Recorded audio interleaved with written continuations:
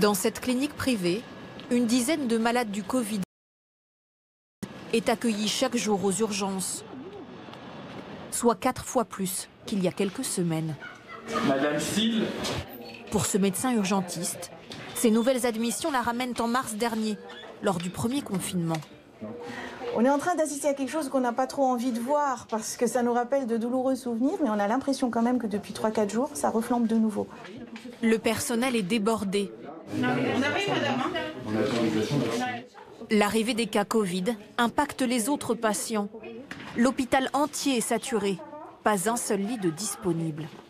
On a ce soir 5 ou 6 patients, je crois, qui sont à l'heure où je vous parle, sur des brancards et pour lesquels on attend des lits en hospitalisation sur d'autres structures, où on n'est pas capable de trouver à cette heure-ci une structure d'accueil pour les hospitaliser. Dans l'unité Covid,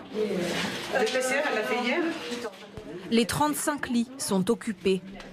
À l'étage, même constat. Le service de réanimation compte 9 chambres. L'une d'elles vient tout juste de se libérer, mais déjà, une infirmière la prépare. Un nouveau patient arrive. Khaled a 51 ans. Il souffre de diabète et d'hypertension. Hospitalisé depuis 10 jours pour une forme légère du Covid, son état s'est dégradé en 24 heures. Petit à petit. Voilà, on dit tout. Vous ne fatiguez pas. Voilà. Voilà.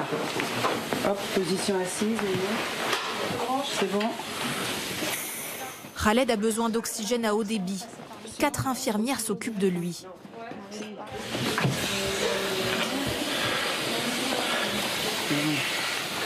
Voilà, prenez des belles inspirations. Voilà, prenez des inspirations par le nez, on va ralentir la température. C'est de l'air chaud. Oui, c'est normal. C'est fait pour. Ça fait du bien au poumon. Est-ce que tu peux le mettre à 100% s'il te plaît? Non, il faut ouvrir l'oxygène en haut s'il te plaît. Le masque à oxygène ne suffisait plus. Cet appareil lui en envoie 15 litres par minute. Oh là là, c'est bien. Je décale un peu le lit. Ça a l'air chaud, ça tout. Par contre, essayez de ne pas parler, monsieur, pour garder l'oxygène à l'intérieur. Voilà, là j'ai baissé la température, monsieur, ça va se refroidir dans peu de temps. Alors c'est bon, ça commence à monter, on est à 93.